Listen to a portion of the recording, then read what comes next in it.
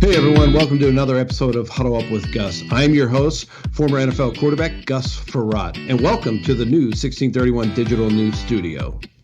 You know, some people say, no news is good news. Well, I say to those people, you've never read 1631digitalnews.com. Go to 1631digitalnews.com to get your latest news, sports, music, and entertainment. And maybe even listen to your favorite podcast, Huddle Up with Gus.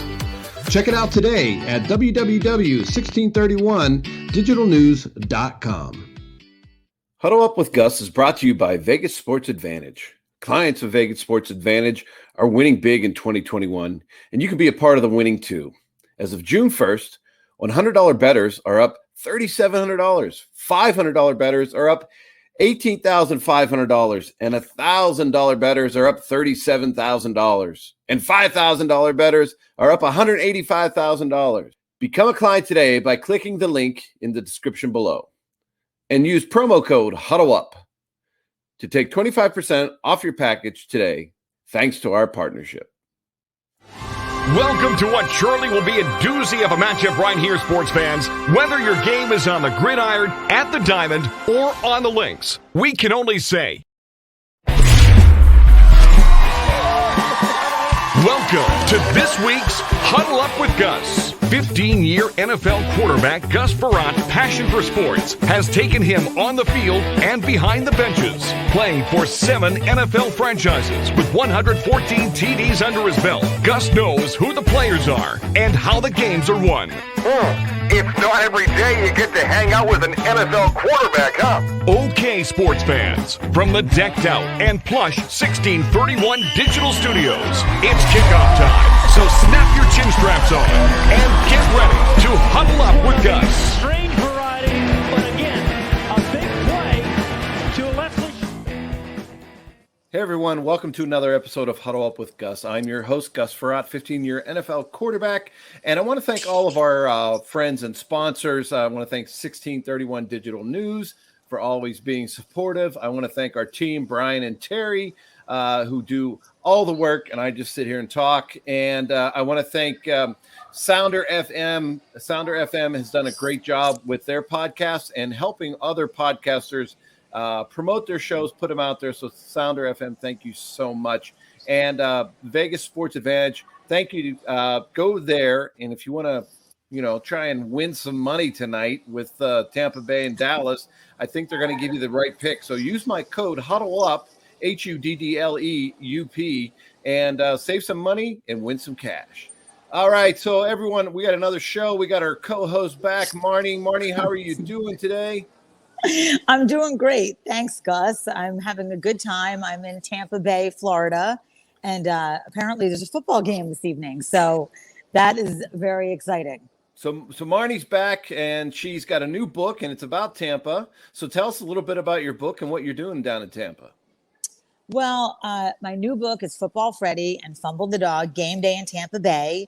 So I'm very excited because we get to travel through the great city of Tampa Bay where the champs are, and also touch on Bradenton and Clearwater and St. Pete and get to see some really fun places around there, and wind up at the stadium to cheer on the hometown heroes. So that's lots of fun. So when you open the last page of your book, does the cannon go off like in the ship at the stadium? That would be very high production value. So or potentially dangerous for young children. So no, but that's a good idea. In the animated version, it will. We will make sure that happens. And that's something lots of fun. I mean, I remember being down in Tampa Bay as a young girl when my grandfather owned the Eagles, and the colors of Tampa Bay were that, creamsicle color, which was such a fun color to see on the field. Now it's a little more, their colors are a little more dangerous now, I would say, but that's definitely the look they're going for. Yes. But there's lots that color. of, That color didn't really put fear into anybody's hearts when you stepped on the field, right? Creamsicle. It's hard to feel really kind of, like a tough guy in a creamsicle jersey. But it was a good color, definitely. Yeah, certainly. And lots of Cowboy fans here. Lots of people. Oh, yeah. Cowboys, and they travel well. Speaking of Cowboy fan, we have our guest today, I think is a big Cowboy fan and has also written about the Cowboys, has been one of the beat writers for the Cowboys. She is first of many. And so joining us today, Marnie, is your friend, and she was nice enough to send me her book, Marjorie Lewis, right? And she's written a book, When the Men Were Gone. So I can't wait to talk about it. But Marnie, why don't you tell us a little bit about Marjorie and your relationship with her? So Marjorie is an amazing writer, an amazing lady, an amazing advocate for women in sports, really, truly. And a friend of mine, it's a mutual friend of ours, had said, Marjorie wrote this book called When the Men Were Gone.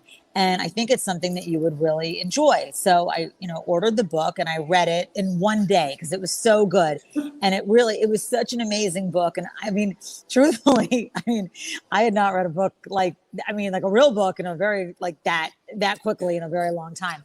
But this book was so amazing that I really couldn't put it down. So I then begged my friend who had connected us to please, I was like, can you please just tell her that I'm a fan and I want to talk to her because I'm really so obsessed with this book. And then she was so gracious and extended an opportunity for us to communicate. And then I fangirled out on her.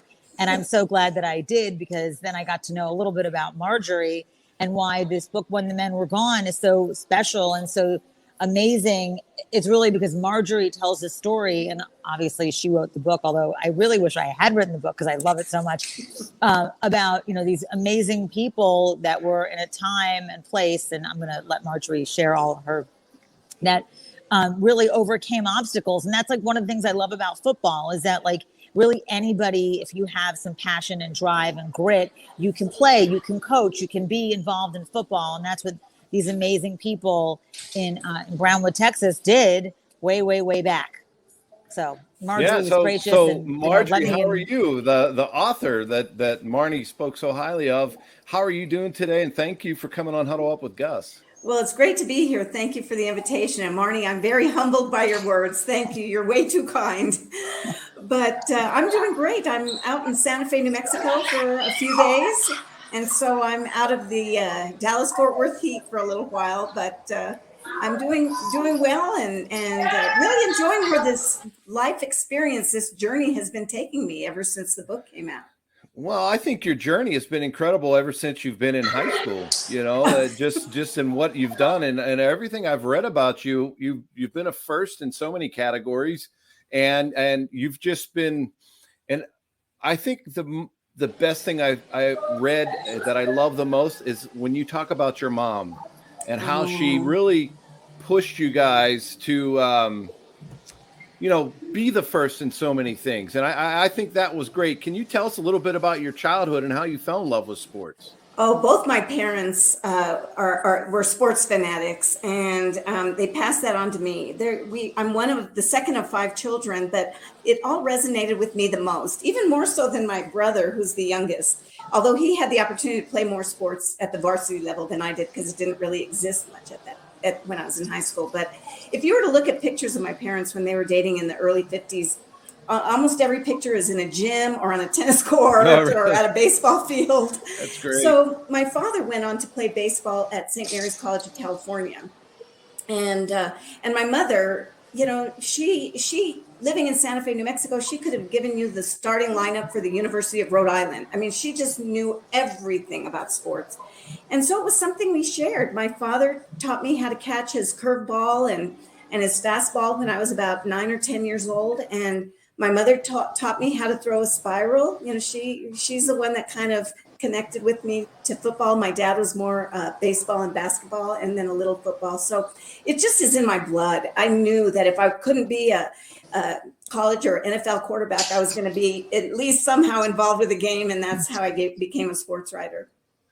No, that I think that's incredible. And so tell us a little bit about, I mean, you said you didn't really play many sports, but when I was reading your bio, it said you played a lot of sports. I mean, what was your experience like, and how did your high school sports experience push you to the next level and help you in your writing?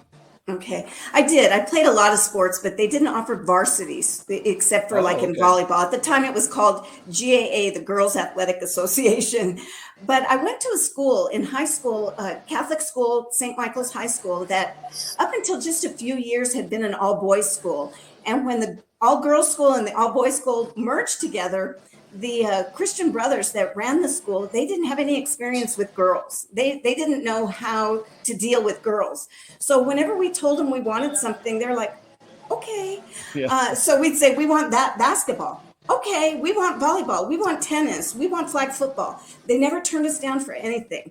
And so as a result, even though I got to play in a lot of different sports that weren't sanctioned by the state yet as varsity, I don't think I was ever turned down. I played on the bowling club. I played I was on the ski team, the downhill ski team.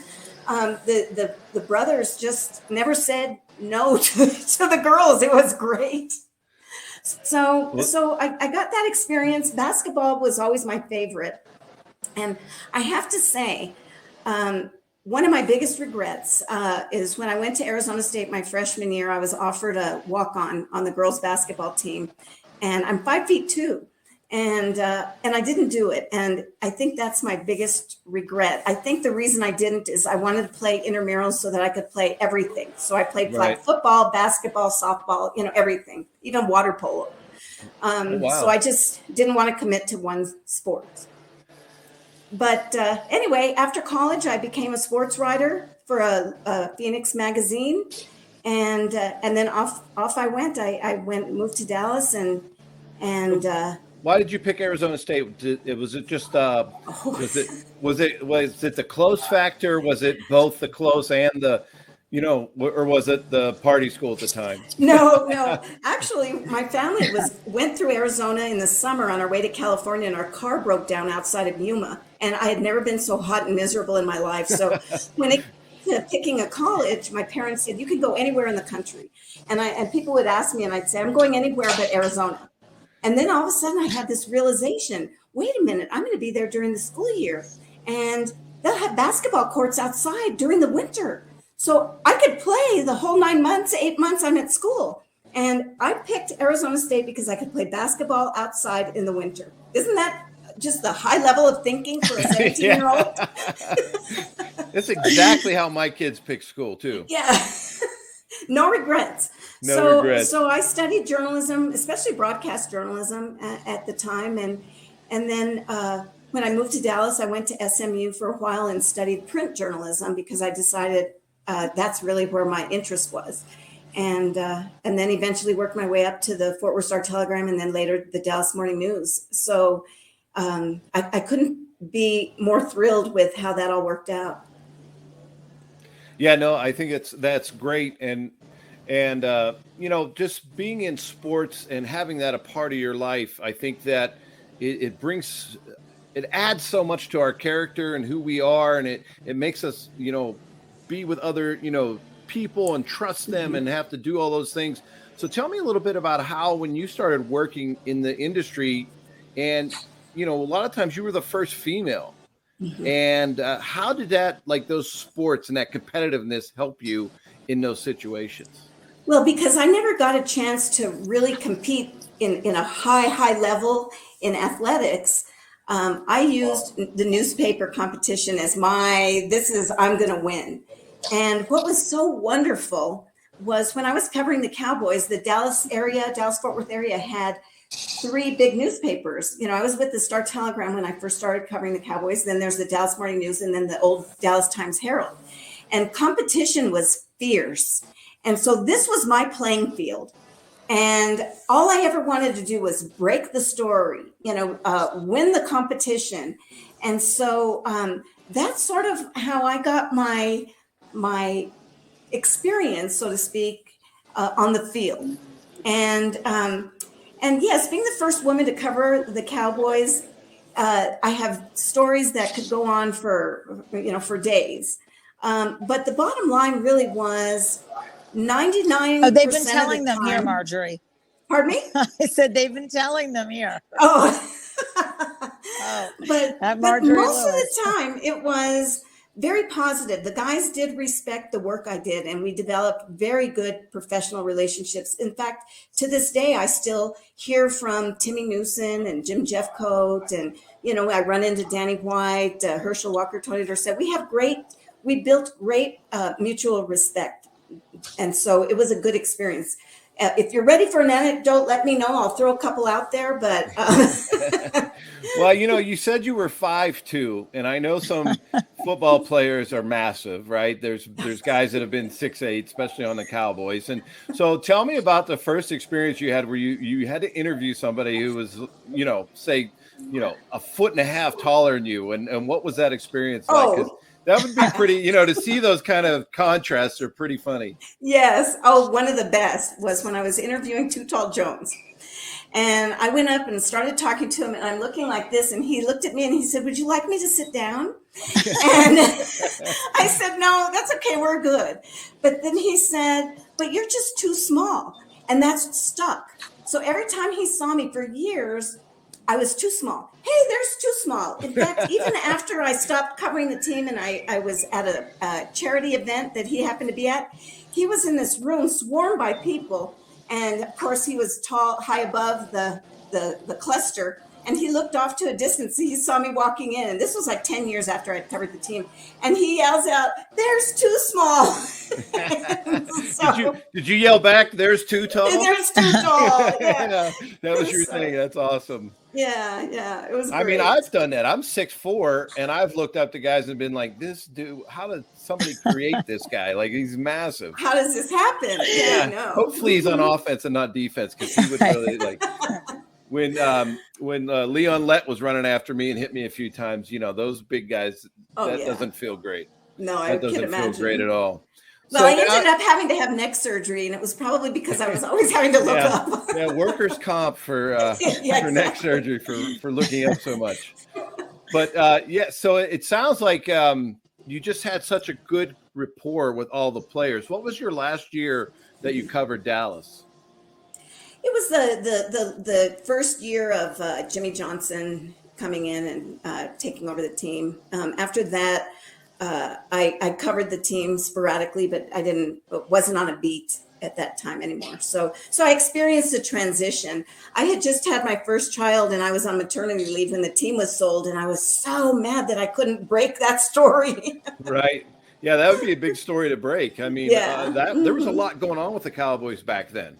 A lot. Yes. You think what the 80s were like, and then when the 90s happened and they start winning all the Super Bowls. And right. I mean, I was in Washington at that time, and I had to play against all of that. So they were pretty good. They were. And even though I wasn't covering the team anymore during those 90s seasons where they were winning Super Bowls, I was doing a lot of feature stories. So I'd do a day in the life of Troy Aikman, a day in the life of Michael Irvin. I got to know those guys pretty well, too. That's amazing, Marjorie. I mean, so also you were able to really track something like the 80s without technology, and then going into, so that's another whole thing, is that all the resources that writers have available now, how did you do your homework? I mean, how did you get prepared for the games to actually then go and then write a really comprehensive story about that? You talked to a lot of people, and you had to have respect within the organization if they were going to tell you things, And so that I was very fortunate to have a lot of people within the organization who trusted me enough to talk to me a lot. And so that's really what it was. It's just, the Cowboys in those days, Tex Schramm, the minute you became a beat writer, he would give you a list of all the coaches, administration people, the football players, their phone numbers, their home address. We had total access to everybody at any time. Isn't that, I know, it's really amazing. It was so different. I know my grandfather was a big fan of Tex and the Murchisons, but that is, so different now when you think about how so different now. Yes. But Tex really believed in the the idea of getting the names out, getting the coverage, he wanted to make it as easy for us to interview and get information. Now, did he always like it? Sometimes he'd call me and cuss me out.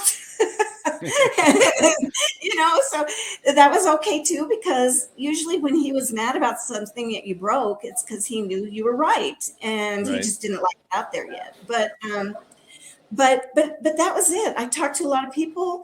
I had really good working relationships with the players and the coaches, and it really worked in my favor. I was very grateful for that. I have to say, at one point when I was first hired at the Star-Telegram as a sports writer, not necessarily a Cowboys writer, my sports editor, the first day that I got to work, he asked me, if you're ever put on the Cowboys beat, how would you handle it? And I told him, I'd never forget that the athletes were people. I would be fair. I would always try to get different sides to a situation. And I said, that's what I've done with college and high school athletes. I don't look at them as a commodity or a news story, that they're people. And he looked at me and he said, you'll never make it in this business. And I was like, whoa. So 2 years later, a new sports editor puts me on the beat. And what happens in the middle of my first season covering the Cowboys, I get a call from NFL Game Day magazine. Yeah. They want me to write the lead story for their magazine that would be placed in all stadiums across the country. I couldn't do it because of conflict of interest, but I asked them, why are you asking me? And they said to me, because we think you're the best NFL writer in the country. And this was 1986. So something I did worked, even though my boss told me I would never make it. Wow, that's amazing. And also heard the story of your first press box experience. Can you tell us a little bit about that? Because I understand, there's a mutual respect between you and the players and coaches. That's kind of how we're all brought up and taught, right? But you're competing against all these other guys in the press box, and you walk in. And tell us a little bit about that. That dynamic was probably a little bit different. That was something I really didn't even expect. But what happened is I walk into the press box for the first game, which was going to be an exhibition game. And traditionally, like in every NFL press box, you have the front row is reserved for beat writers and maybe a columnist. So we have traditionally 2 beat writers. Each of the papers had 2 beat writers and a columnist. So there are 3 seats in the front row. So I walk in and I go to, it didn't have our names on it, just said beat writer. And I went and I sat at a beat writer spot in the front row. And I'm sitting there unpacking my computer, my bag, getting ready for the game. And my telephone rings and I pick it up and it's my sports editor. And he says, the guys just called me. They're really upset. What's going on out there? And I'm like, well, what are you talking about? Apparently somebody's in the front row that's not supposed to be there. And I'm thinking, nobody else had sat down. So of course I knew who he was talking about. Right. And I said, well, who do you think it is? And he said, well, is it? And he starts throwing out all these names of people that were going to be there to write some features or something else. And finally, after he'd gone through this list of men, he says, you? And I said, yes, it's me. And you know what his response was? He said, get back there.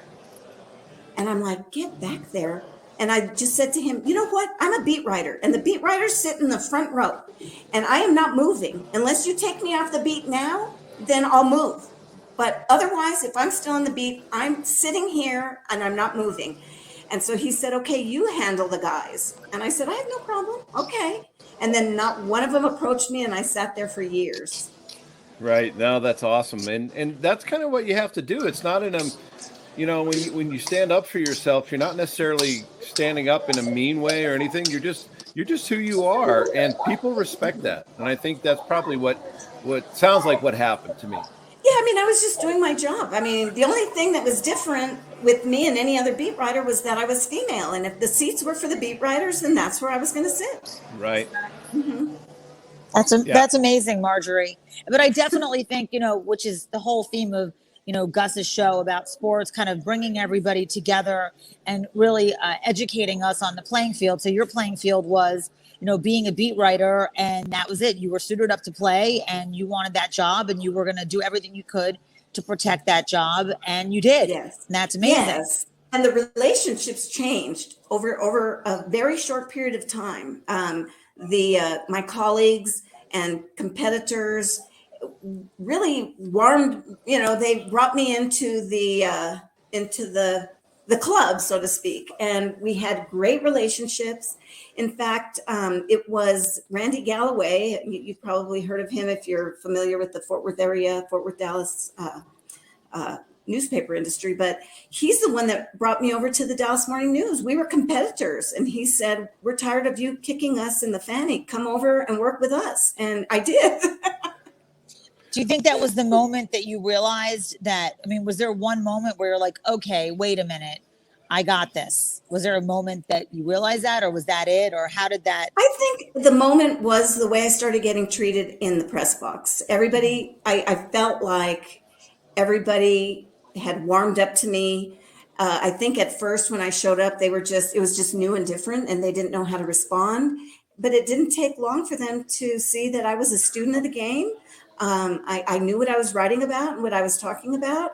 And we ended up, on road trips and everything, all going out to dinner together, and we'd play on softball teams together. And when the Cowboys played the Bears in London, I was part of the Dallas-Fort Worth media softball team, and we played against the Chicago softball team there in Hyde Park. And it was all fine. It was a great experience.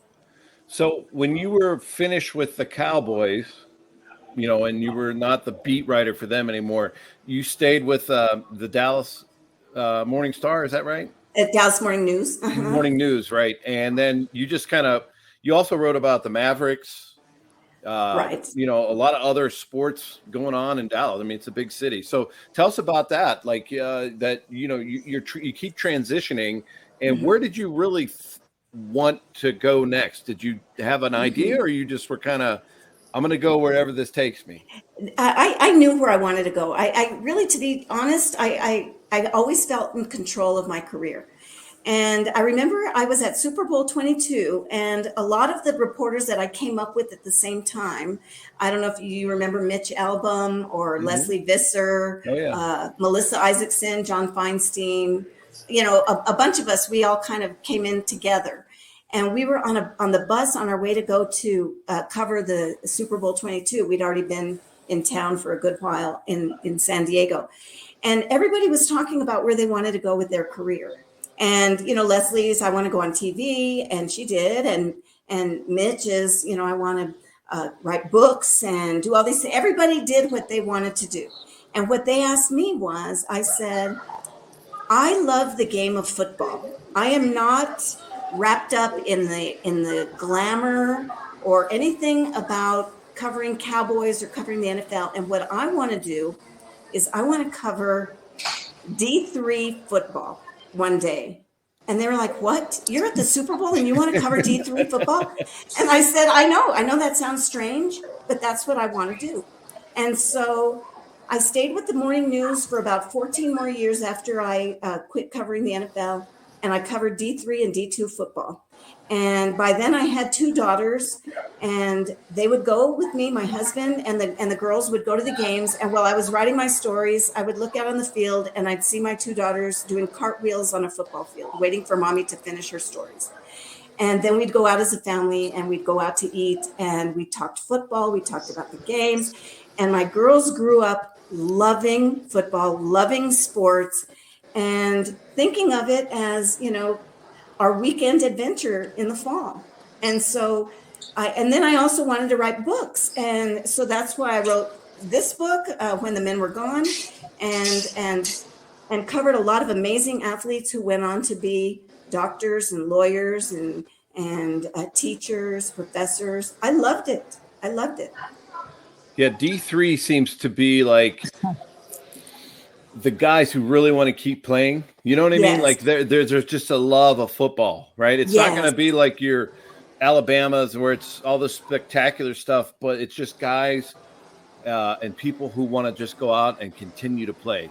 Yes. And you know what's funny is my first D3 game after seeing an NFL game, my brain was so wired for the speed of the NFL that when I saw my first D3 game, I could have sworn they were running backward. I mean, it was so slow that it took a while for my brain to adjust. Yeah, I can see that definitely happening. Yeah, I mean, Marty, so you probably can relate to Marjorie and her girls being out in the field, and when you probably ran around the stadium in Philadelphia all the time. I did well, and when you talk about pace of play of a professional football game, often my grandfather would take me on the field during the game, and it would really upset my mother because she was like, "But Dad, you don't, she's a little person, and like the pace of play, like balls go flying everywhere. You don't know in an NFL game where they're going to wind up." But I love the excitement of it, of just being on the field. There's nothing more exciting than being on a football field, whatever it is, whether it's a D3 field or a professional football field. There's something about just running around and seeing what's going on and being in the middle of the action. It's so great. And I love that, you taught your daughters, obviously, the same love and passion that you have for football that I have too. And it really is something that I think is great for young women to speak football. And then you become, Marjorie, like people know, oh, she's the football lady. Like people relate to you, like, which is kind of a little bit. And I want you to share this story about how you ended up learning about, how when the men were gone, how that came into action, because everyone knows you're the football lady. Yeah. So I found out about Tylene Wilson when I went to get allergy shots, and I was wearing a T-shirt that had the University of Tulsa football. And I get and the allergist, this nurse, Jean Van Waters, she sees me and she says, "Oh, a woman who loves football. I do too. All the women in my family love football because my great aunt was a football coach." And I was like, "You're what?" And she says, "My great aunt." And I was trying not to hyperventilate that I'm hearing a story like this. And I asked her, I said, "Where was this?" And she says, "Brownwood, Texas." Now, if you know high school football in Texas, Brownwood is one of the more iconic cities, the little towns. They had just had a famous football coach, Gordon Wood. Their stadium's named after him. He had won 7 state championships at Brownwood. And I was just like, oh my gosh. And I said, "When was it?" And she said, "During World War II. And my father was a World War II veteran. So I've always been, fascinated by that part of history. So I started asking her all kinds of questions. And by the time I left my appointment, I asked her if she would let me write her aunt's biography. And she said that would be wonderful. Unfortunately, her aunt's story, much of it was lost to time. So I wrote a novel based around everything that I knew to be true. And I found that in my research, she and I had a lot of similarities. And so I think my life experiences, I bring that into the story. I don't think I could have written her story with such a level of authenticity had I not had the experiences I had as a sports editor, sports writer. So it was just like landed on my lap and has totally changed my life. Yeah, no, that's wonderful. So, hey, everyone, we're going to take a little quick break here, and we'll be right back. We're talking with Marjorie Lewis and her book, When the Men Were Gone. We'll take a quick break. We'll be right back.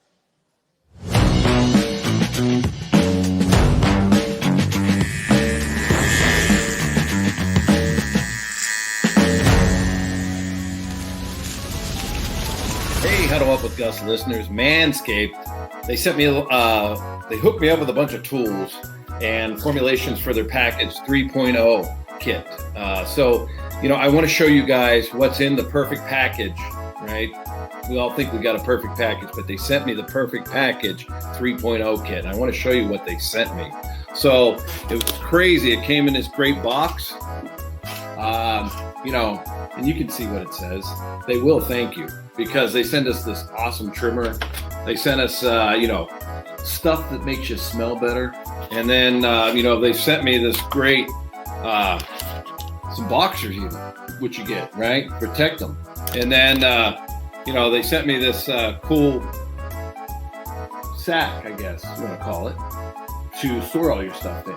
So it's been great. Manscaped sent me a bunch of product, you can see it all on here.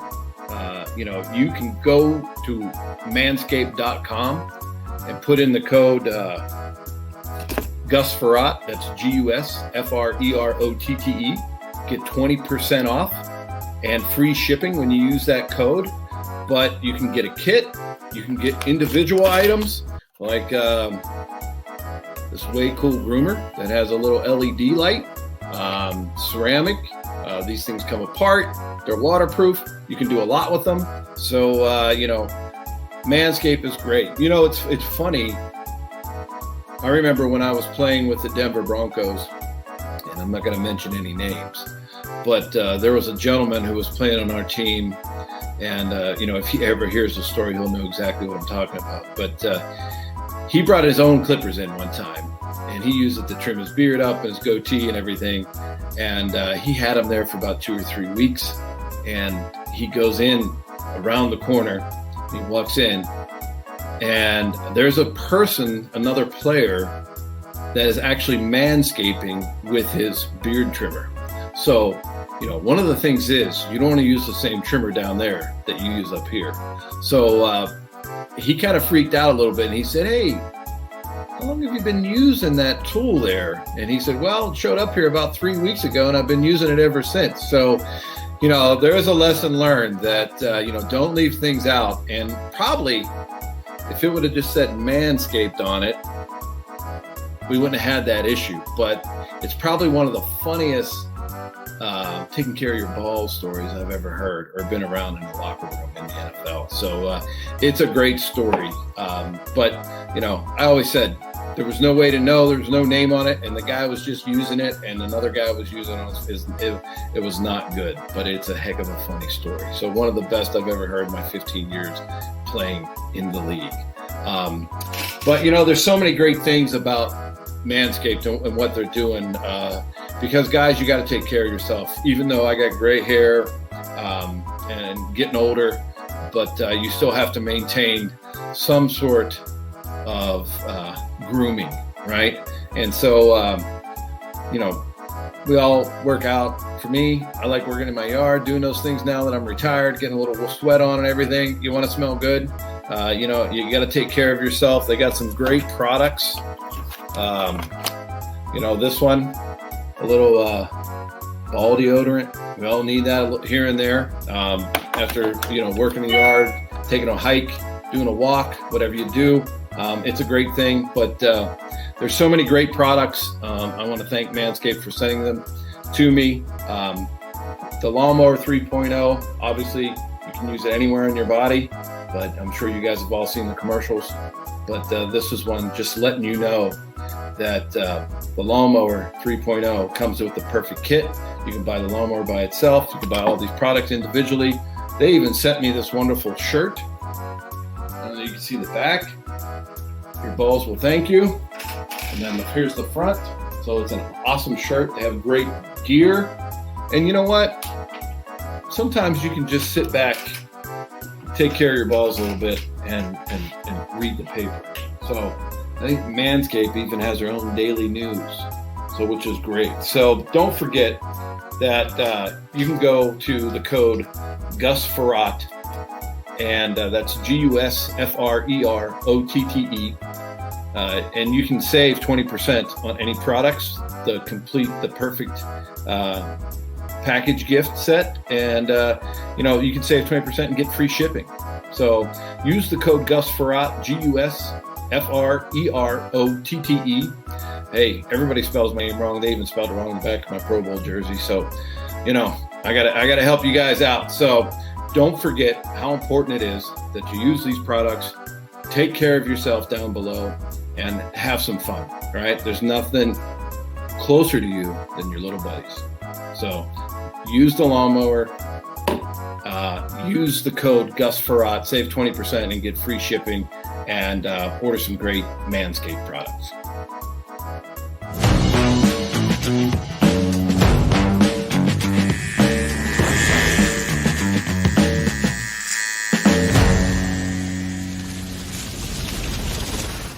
Hey, everyone. Welcome back to the Huddle Up with Gus podcast. I appreciate you listening. I want to thank all of our sponsors, everybody that's helping us, 1631 Digital News, Sounder FM, Vegas Sports Advantage. Go to Vegas Sports Advantage, use my code HuddleUp, and maybe you can save some money and win some cash. So we're talking with Marjorie Lewis. She has a great book, When the Men Were Gone. It's all about in World War II, a lady who takes over coaching football on a team when the coach leaves because he has to go fight in World War II. So it's an amazing story. We're going to get into a little bit of that. But Marjorie, before we get into that, I have a question from a fan, if you don't mind. I'd love it. Okay, so this is from Randy Jacobs in Chevy Chase, Maryland. And Randy wants to know, what is your favorite memory or player interaction you had with the Cowboys? Oh, great question, Randy. Okay, I could pick a lot of them, from training camp, sitting under a tree, interviewing Herschel Walker on a beautiful day. But I'll have to tell you, one that has always stuck with me was when Herschel Walker supplanted Tony Dorsett in the starting lineup. There was a home game where Dorsett didn't play at all. And now you picture this guy who's Heisman Trophy winner. He's a first-round draft pick. He's a star for the Cowboys for so many years. And now he's sitting an entire game. And so when the game was over, we left. We went to the interview room where the players, we had access to interviewing. And Tony left. He didn't want to talk to the media. So I called my sports editor because he really wanted me to talk to Tony. I said, well, he's gone. So, he didn't stay for the interviews. And my sports editor said, well, then you got to go to his house. Now, remember, I had that list of numbers, addresses, and everything. I'm like, oh, please, Yeah. I don't want to be those people that chase after and everything. And he's, no, you got to. So I get in my car and I drove over to Tony's house. He lived in a cul-de-sac in North Dallas. There were a lot of cars parked in front of his house. So I figured all his friends had come over and they were kind of talking about how mad they were that he hadn't played. And I'm thinking, okay, here we go. I knock on the door. Tony opens up the door and he sees me and he goes, oh, no. I didn't want to talk to the press. Like just what you want, the greeting you want when you open the door. Right. No. I said, Tony, I don't want to be here either. This is the last place I want to be, but I have a job to do. So can we talk just for a few minutes, just a few minutes? And he said, well, we can't come in here. The whole house is full. There's no place to talk. So he said, okay. And we sat on the curb. Now here's a star NFL athlete. And we're sitting like two kids in the front of the house on the curb of the the sidewalk. And we talked and talked and talked. And he opened up and he told me everything about how he felt about sitting and what he might do next. Of course, we all know he ended up with the Broncos. And I was the only one who had the story the next day. Nobody else did. Wow. And we just had a great conversation. It just turned into a great conversation. It never even felt like an interview. Yeah, I will say that the best conversations I've had are people that are just honest and real with you. And in all the years I've played, 15, that, you knew kind of the media people that were honest and wrote the truth, not necessarily, not the truth, like stats and all that. That's easy to find out, but it's just about who you were. Yeah, I had a bad game or I had a great game, but I'm a good person. I have 3 kids. I have a loving wife and it's just a great family. Like to me, when it felt like that wasn't being said about me, that made it, harder to talk to that person. I totally get it. In fact, one time John Dutton was he decided he didn't like the way the reporters were covering how he was doing at that time. And he didn't want to talk to the media anymore. At one point, I really wanted to talk to him. And I said, John, can I just ask you 3 questions? I'm not talking to the media. No, I said, please, just 3 questions. Finally, he said, okay. After he talked and talked, after I finished the 3rd question, he answered it. And then he stood there waiting for the next question. And I looked at him and I said, I could ask you at least 3 more, but that was 3. And that's what you agreed to. And so he was shocked because I stopped. Right. And from then on, anytime I needed to talk to him about anything, he knew that I wasn't going to be dishonest and keep asking questions just because he had lost track of that was 3. And there are things like that I think really made an impression, on the guys. Definitely. So Marnie, how's it going down in Tampa? Are you It's good. excited for tonight?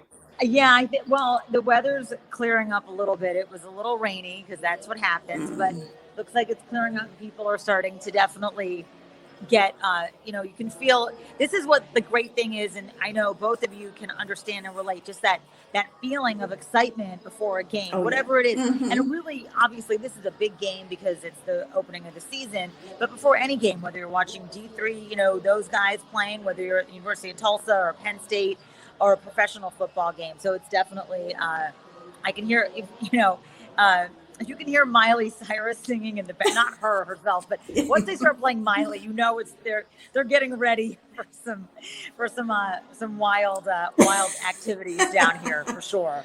Yeah, Definitely. it's usually what's his name, Hank. Williams. Hank Williams. He's playing somewhere right now, getting ready for football. Yeah. So That's yeah, right. I mean, it's always exciting. The first game of the year, and the NFL does such a good job. I talked about this today. They do such a good job with the fan engagement and promoting the game and how connected everybody gets to the game. So did the NFL ever come to you, Marjorie, and say, like, hey, you need to make sure that you're connecting, or they just let you write whatever? You know what I mean? Like, I just wrote whatever. You just wrote whatever. That's awesome. Yeah. Big companies sometimes want to make sure everybody knows what they want them to hear. Oh yeah. No, I think part of the problem was, and Tex and Tom Landry, they knew, they knew that they weren't going to be able to dictate, any of the stories or any of the direction of the stories. Well, they knew if Too Small was in there, we weren't going to be able to tell her anything. Or Gilbrand. Oh, he was quite the character. Right. So you get done writing, and I'm excited to hear about your next chapter because, you went to Texas Wesleyan, which I've been there before. And tell me a little bit about your experience there, because you were a coach, you were an assistant, you helped the coaches, you were in the press box giving them information. So how did that come about to where you got to be a coach? Well, I just never even thought about coaching. It came about because I was working on my novel and I'm finding out about Tylene Wilson and all of her coaching. And all of a sudden I just got like, I want to get on the field. And so when Texas Wesleyan brought its football program back for the first time in 2017, it had disbanded in 1942.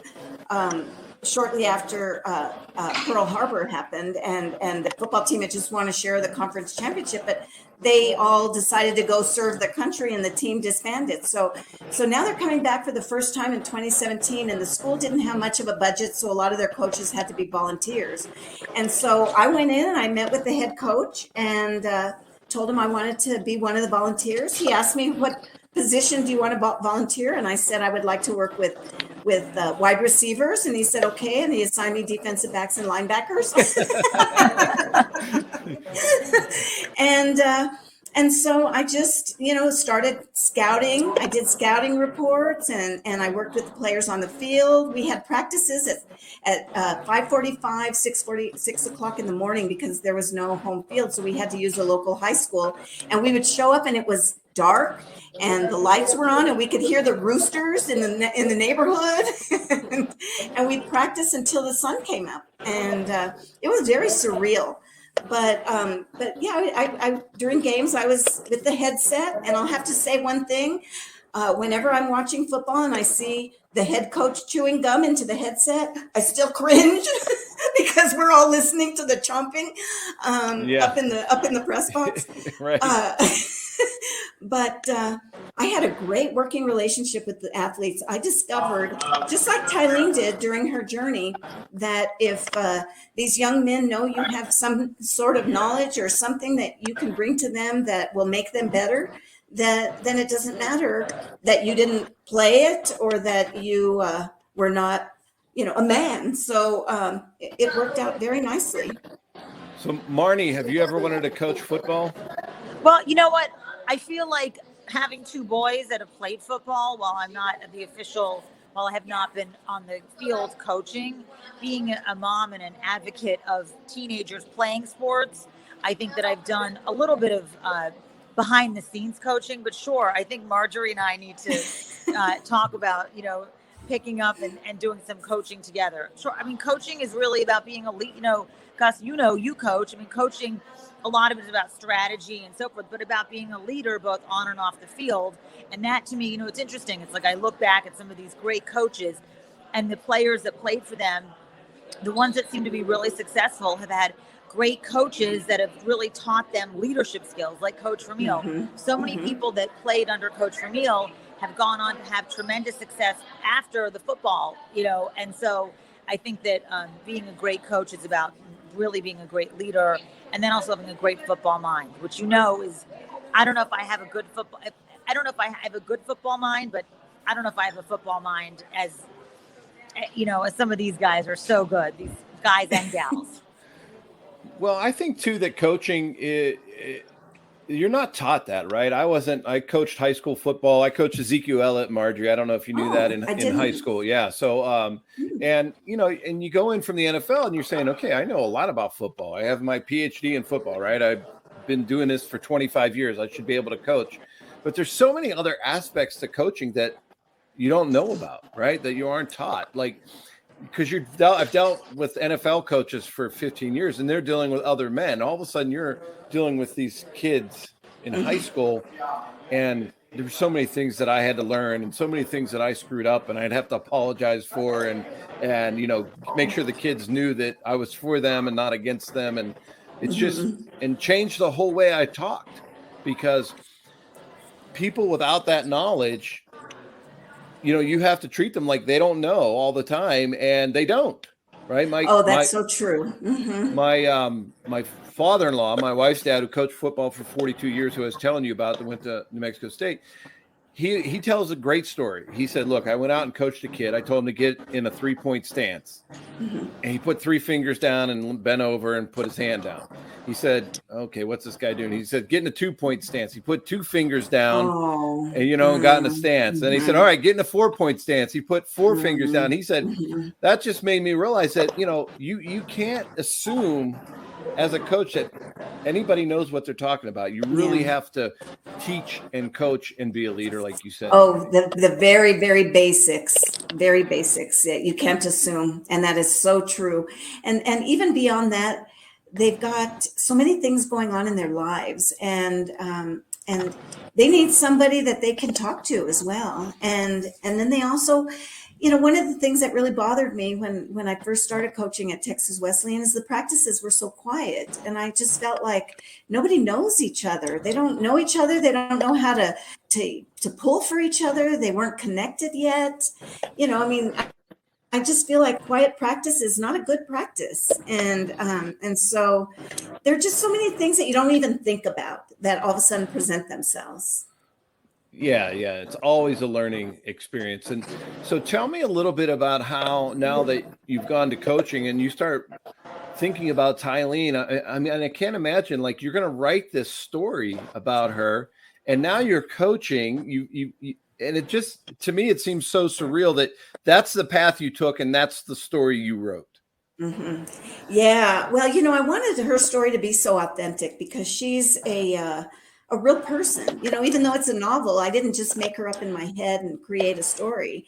I had to be very true to her story and to who she is. And, I've always taught at the university level, which has helped me in coaching because I've been around kids that age. But I teach media ethics also at the University of North Texas, and I felt an ethical obligation to her legacy, and so I had to do a lot of research to make it authentic, and newspaper clippings where I could see direct quotes and I would know how she spoke, and I had to get to know who she was because I wrote the book, as you know, in first person, and so I became Tylene, essentially telling the readers what she would want us to know. And I think having that experience on the field, like when I walked on the football field for the first time in a coach's role, I just couldn't stop looking at my feet, thinking, these are feet of a football coach on a football field. It was a pretty awesome moment.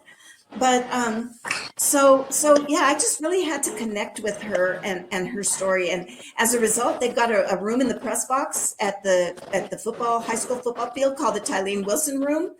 I cut the ribbon for the exhibit for her exhibit at the Brown County Museum of History. Oh, that's and awesome. Just today, I got an email from somebody who's asking me some information because they want to put a historical marker, and that's so great. So I just felt like I owed it to her and her life and her legacy to make it as authentic as I could, and so living the role was part of it.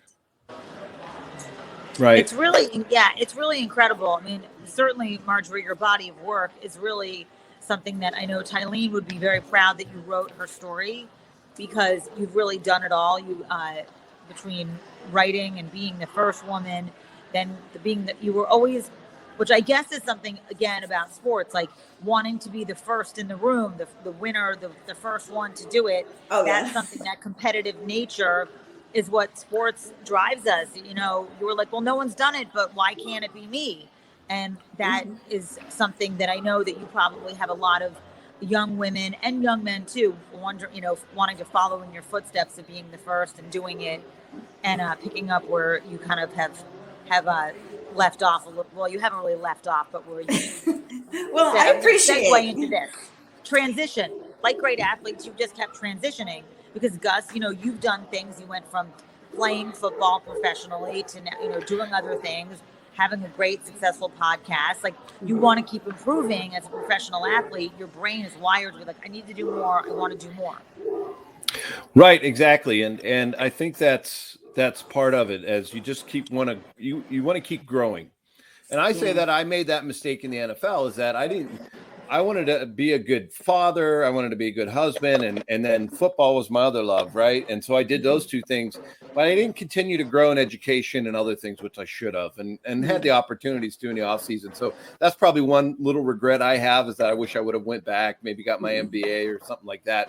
And I always tell guys, if you have an opportunity, make sure that you continue your education, because it's so important, because the NFL will help you. They'll pay for it. Right? Well, that's true. Yes. And there are some that do. And, Emmitt Smith, he went back and Emmitt, there's a lot of guys that do that. And I think that's great. And I think that if you want to, go into something else in life, you have to learn about it. Right. I went into coaching and podcasting, and it's just such a high learning curve for everything that you try to do, that sometimes just kind of go sit in class, learn a little bit before you dive into it might help. Yeah. Yeah. So Marjorie, I wanted to ask you, okay, so why the cover? Why did you pick this picture? Okay, well, HarperCollins out of New York, it's one of the biggest publishing houses in the world. And so I had no say in the picture. And what's interesting though, is that my editor, she sent me an email and said, I'm sending you a copy of the cover. If you have any suggestions or changes, let me know. I'll pass them on to the art department, but I'll tell you right now, they don't care. So, no matter what I said. So I actually did say, could you put print on the dress? Could you add trees because it's in the Pecan Valley? Could you add an airplane that looks authentic? And they actually did all the things that I asked, and my editor was shocked. But I loved the cover for two reasons. One, the woman that is the model for the cover looks exactly like my mother looked like when she was that age, exactly like my mother. And so awesome. I couldn't believe it when I saw it. And then the second thing is my husband came up with the title of the book. So he loves it because, I write tens and tens and tens and tens of thousands of words. He writes 5 and he gets the cover. Yeah. Gee, I wonder how many times he tells you about that. Yeah, exactly. I know I'd never let my wife forget it. He doesn't. Well, Marjorie, tell us about what's happening now with When the Men Were Gone. Well, just yesterday, I got some pretty good news. We're under contract with a couple of film producers, and they already have a studio that I can't give the name of yet because it's not announced yet, but they're working with a studio, and that studio assigned a screenwriter. And I've seen the treatment for the draft. We went on Zoom and went over what probably was necessary to be included. And now they're looking for attachments, and we should know in the next maybe 4 to 6 weeks who we might have directing the film. and maybe even shortly after that, who will be playing Tylene. So I am just beyond thrilled. It's just, I still can't believe this is happening. That is awesome. Who would you like to see play Tylene? Well, I don't know if they'll get mad at me if I say anything. I know when I was still writing it, I was sort of thinking of Amy Adams, I mean, I wrote it with the picture of the real Tylene next to my computer. So I was always thinking about her, but there are a lot of people that I think would be, fantastic. I don't. Well, I'm not really what sure. is Tylene like? Is she feisty? Is she fiery? Like, you know what I mean? Like all that plays into who it would be. Yes. Or was she just kind of calm, cool, and collected? Well, she was a combination of both. She kind of knew how to pick her spots. And so she wasn't like a comedian. So she's not like hilarious, funny, or anything like that. But she was very driven, very determined, and she could go toe to toe with anybody. So she was tough, but she was also very warm. She was protecting the boys. She didn't want them to go off to war until they were men. Finish your childhood and then go do what men do. Right. Yeah, that's amazing. What a great story. And so for both of you who are strong women, what would you say to our fans who are women and that are trying to make a next step or a different transition in life? What advice would you give them? So Marnie, tell me a little bit, then Marjorie, I'll let you go. Okay. Well, I think for me, it was really, I'm so grateful that there are so many amazing women out there, or, men that really understand the value of what we are, of what we can bring to the table. So for other women, other young women out there, just know your value and try to find the people that will be your cheerleaders. Not everybody's, whatever you are. So find your cheerleaders, cheer for them, let them cheer for you. And just remember that, ultimately you're going to get there. It's like football, inch by inch, just keep moving the ball down the field and you will get there. But definitely try to find your cheerleaders. And there might just be one cheerleader, and that's okay, because all it takes is one cheerleader cheering for you and you'll get there. Awesome. Marjorie, what do you think advice you would give somebody? Well, I've had a lot of people ask me this themselves. They come up to me and they say, I wanted to be a sports writer too, but I got a few no's and I just changed directions. And so, they regretted it. They were like, why didn't I just, persist if that's what I wanted to do? So I would tell them, there are going to be doors that close, but if you keep going after it, there's going to be a door that opens. And so don't give up, just keep going. Right. And it's like the advice my mom gave me when I was little. There was no such thing as Nike at the time, but when I would tell her anything that I wanted to do, she would just look at me and say, well, then just do it. It was very simple. To her, it was just do it. Don't talk about it. Do it. And that's what all my sisters and my brother and I did. We just followed mom's advice, and we never really thought of the difficulties we might experience along the way, because it was just not even a consideration. You just go do what you want to do. Right. Don't you wish your mom would have put a little TM by just do it? Oh, I wish. Oh my God, yes. You might be talking to us from Hawaii right now. Oh, no kidding. Yeah, with the beach in the background and my little Mai Tai. All right. So what's up next? You talked about, are you doing any book tours, or what can you tell us about your book and how you're promoting it right now? Well, the book came out in October of 2018, so we're getting close to 3 years, and the invitations have not stopped coming.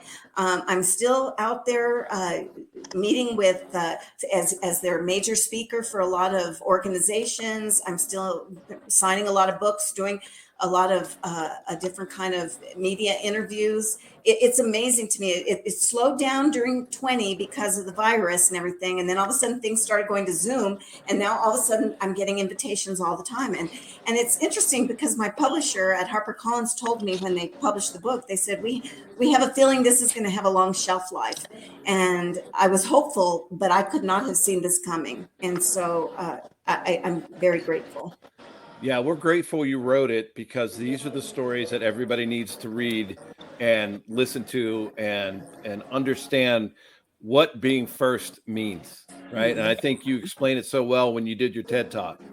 Oh, well, thank you. I appreciate that.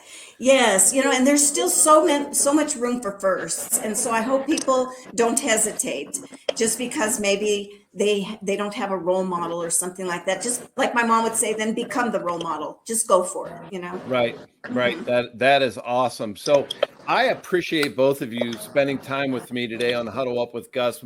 Marnie, give me your prediction for tonight's game.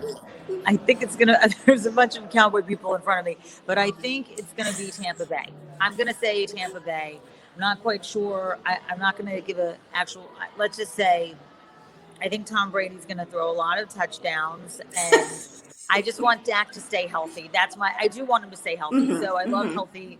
I love it when players can stay healthy through the whole season. So Tampa Bay is going to win, and I think it's going to be a pretty high scoring game. Oh, good. Yeah. What do you think, Marjorie? Oh, I agree with Marnie. It's going to be a high-scoring game, but the Cowboys are going to win.